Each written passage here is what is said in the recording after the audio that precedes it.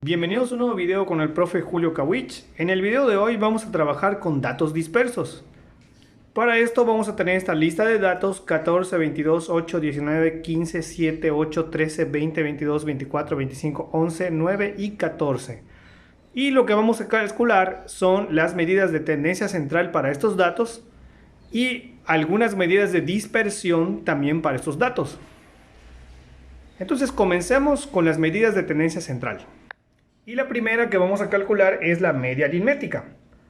La fórmula general de la media aritmética es la siguiente. Es la sumatoria de todos los datos. Aquí XY representa a cada uno de los datos. Y por eso ven que la Y comienza desde 1 y llega hasta N. Y representa la posición de cada dato desde el primero hasta el enésimo. Y todo se divide entre N, que viene representando el número total de datos. Apliquemos esta primera fórmula a nuestro conjunto de datos. Entonces, aplicando la fórmula, vamos a sumar todos los datos, que en este caso son 15. Como pueden ver, eso lo vamos sumando: 14 más 22 más 8 más 19 más 15 más 7 más 8 más 13 más 20 más 22 más 24 más 25 más 11 más 9 y más 14 son 15. Dividimos entre 15 y procedemos a sumar los números de arriba. Eso nos da 231. Al dividirlo entre 15, ya que son 15 números, obtenemos 15.4. Y con esto tenemos la media aritmética, que viene representando el promedio de los datos. Esta es la primera de las medidas de tendencia central, la media aritmética. Ahora procedamos al cálculo de la mediana. Para el cálculo de la mediana es importante, como primer procedimiento, ordenar nuestro conjunto de datos. Hay dos formas de ordenarlo: puede ser del menor al mayor o puede ser del mayor al menor. Las dos son correctas. En este caso, para este problema, vamos a ordenar los datos del menor al mayor. Recuerden que son 15 datos. Por lo tanto, aquí me está quedando como número menor el 7 de nuestro conjunto de datos. Y vamos ordenando ascendentemente hasta el número más grande, que sería en este caso 25. Y entonces la mediana debe ser un dato que quede exactamente en medio. ¿Cómo saber calcular la mediana? Bueno, pues debe ser un dato que tenga exactamente la misma cantidad de números por atrás que por delante. En este caso, vemos que la mediana sería el 14, porque tenemos 7 datos detrás, 7 datos delante, y en total son 15 datos. O sea que el dato que está en la posición número 8 vendría representando la mediana. En conclusión, debe ser aquel dato que quede exactamente en medio. Entonces hay que comentar algo importante. En este caso eran 15 datos, era un número impar de datos. Siempre que tengamos un número impar de datos, será un elemento el que quede siempre en medio.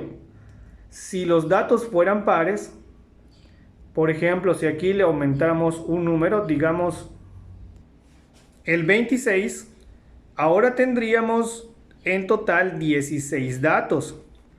Y vamos a analizar qué pasaría en este caso si la cantidad de datos fuera par. Si fuera, como este es el caso, si fueran 16 datos, entonces ya no sería el 14 el que quedaría en medio, sino que para lograr tener un solo dato central tendríamos que incluir a 2 datos, ya no solamente a uno, que en este caso tendrían que ser el 14 y el 15, como ustedes pueden ver que es subrayado. Y entonces, si fueran 2 datos los que quedaran en medio, para calcular la mediana, tendríamos que promediar estos 2 datos. Como pueden observar, sería sumar 14 más 15, que son los 2 datos que están en medio, y dividir entre 2.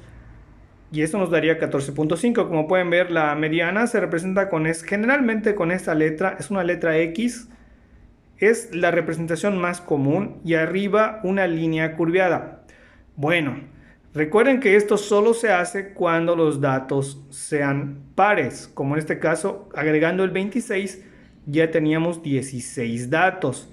Y por lo tanto, la mediana sería el promedio de los dos que quedan exactamente a la mitad.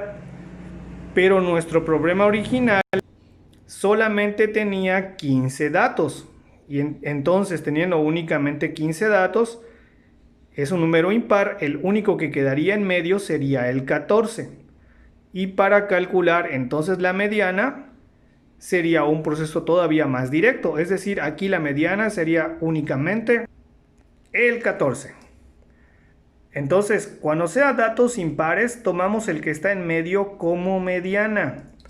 Y si fueran datos pares, tomamos el promedio de los dos que están al centro.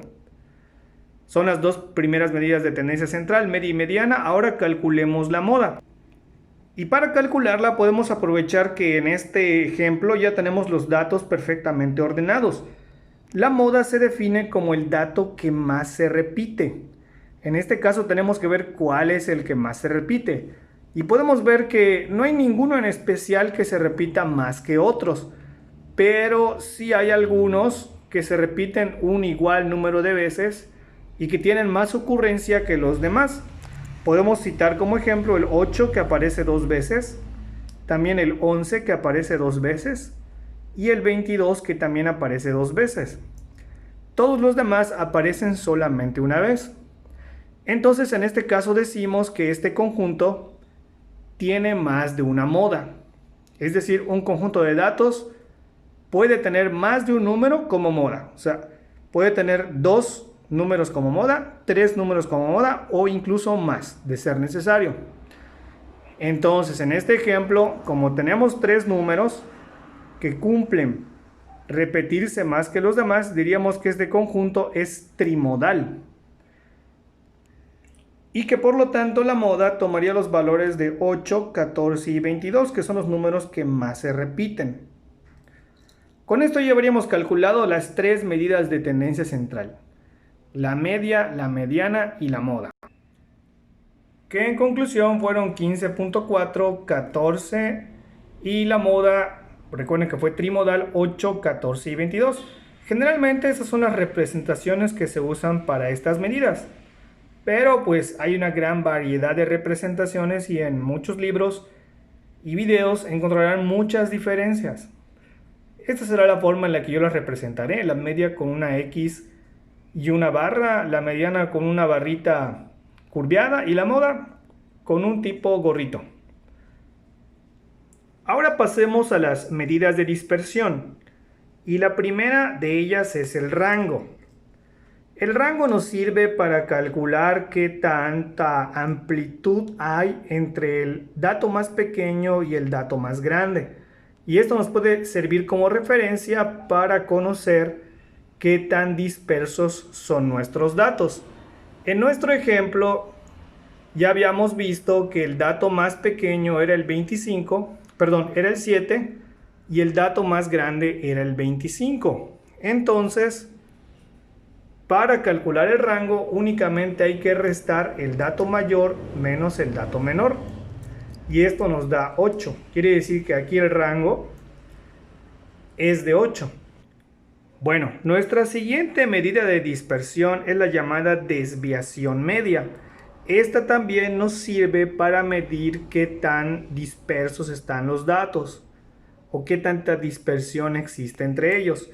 Tiene una fórmula general, la cual ilustro aquí, que viene siendo la sumatoria de cada dato xi menos su media aritmética.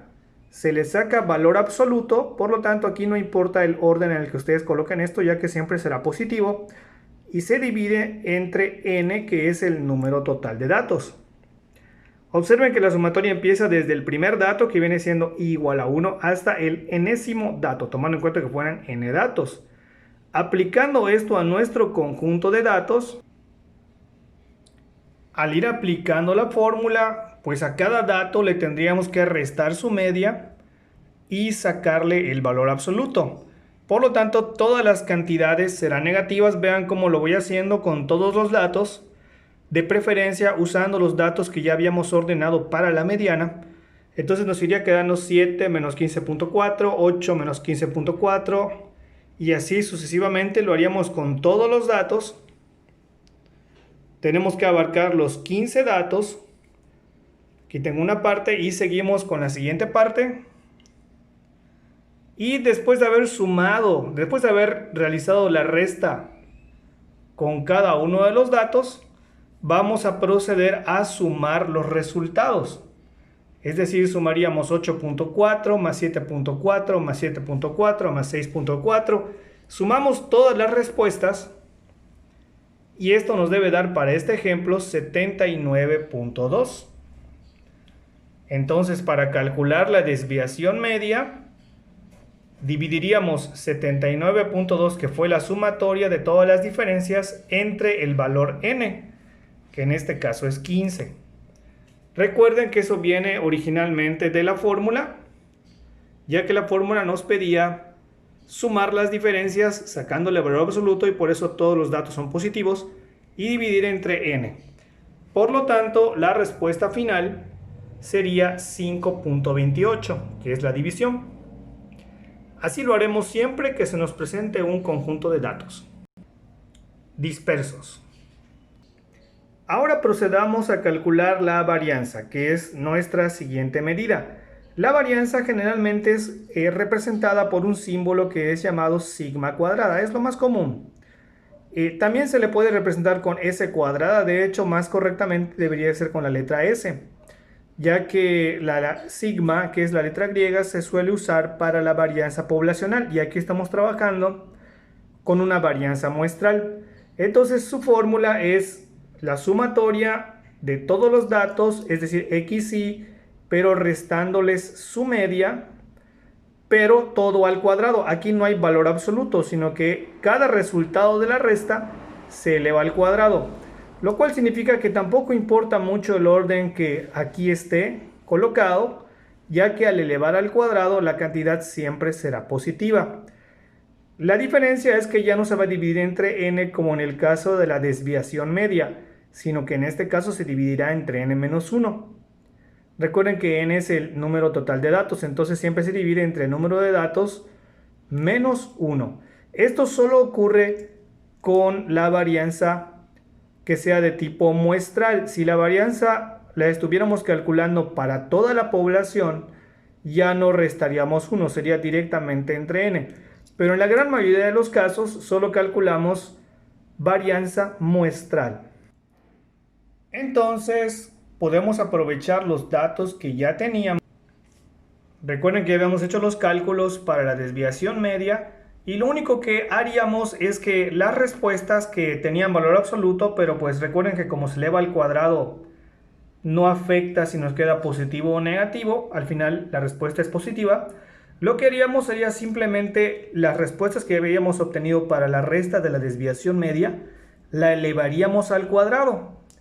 Y en el primer caso nos quedaría 70.56, 8.4 al cuadrado. Así lo haríamos con todas las cantidades, aprovechando que ya habíamos hecho este cálculo, para facilitar el no tener que volver a copiar todo. Lo haríamos así con todas las cantidades, con las 15 cantidades. Elevamos al cuadrado, apuntamos el resultado y al final sumamos. Sumamos todos los resultados de las restas al cuadrado. En este caso nos da 482.84. Y para obtener la varianza, simplemente dividimos entre n-1. Como en este caso n era 15, n-1 sería entonces 14. Dividiendo obtendríamos la varianza que nos daría 34.49. Bueno, como pueden ustedes observar, ya le cambié el nombre, ya no es sigma cuadrada, para que no se molesten igual los matemáticos que también nos ven, sino que ahora le llamamos S cuadrada, que es el nombre más común o la representación más común que se le hace a la varianza muestral. Entonces ese es nuestro resultado, 34.49, la varianza. Finalmente, la desviación estándar, que simplemente es llamada S, sería la raíz cuadrada de la varianza. Así de simple, y esta sería la otra medida de dispersión que acompaña a la desviación media. Para calcularla, pues el cálculo más complicado ya lo hicimos, el calcular la varianza. Entonces, lo único que tendríamos que hacer, por lo tanto, sería sacarle la raíz cuadrada a la varianza, la raíz de 34.49, y eso nos daría 5.87, que finalmente sería la desviación estándar. Y con esto estaríamos concluyendo este ejercicio donde calculamos la media, la mediana y la moda que nos dio estas cantidades. Y por último calculamos también la desviación media, el rango, la varianza y la desviación estándar. Voy a hacer la observación en este video y en un próximo vamos a ver cómo se relacionan las medidas de tendencia central, pero en este observen que siempre hay una relación entre las medidas de dispersión, es decir, entre la desviación media y la desviación estándar. Generalmente se sabe que la desviación estándar tiene más precisión que la desviación media, y debido a esa precisión es que la S o desviación estándar muestral siempre nos arrojará un número mayor que el de la desviación media. Entonces lo más común es que sean medidas similares o parecidas y que la segunda, o sea la desviación estándar, sea una medida más grande, ligeramente mayor que la desviación media. Con esto estaríamos concluyendo la clase de hoy, donde hicimos los cálculos de medidas de tendencia central y medidas de dispersión para datos dispersos. En nuestro próximo video vamos a trabajar con datos ordenados y calcularemos las mismas medidas. Eso ha sido todo por hoy. Soy el profesor Julio Kawich y nos vemos en la próxima.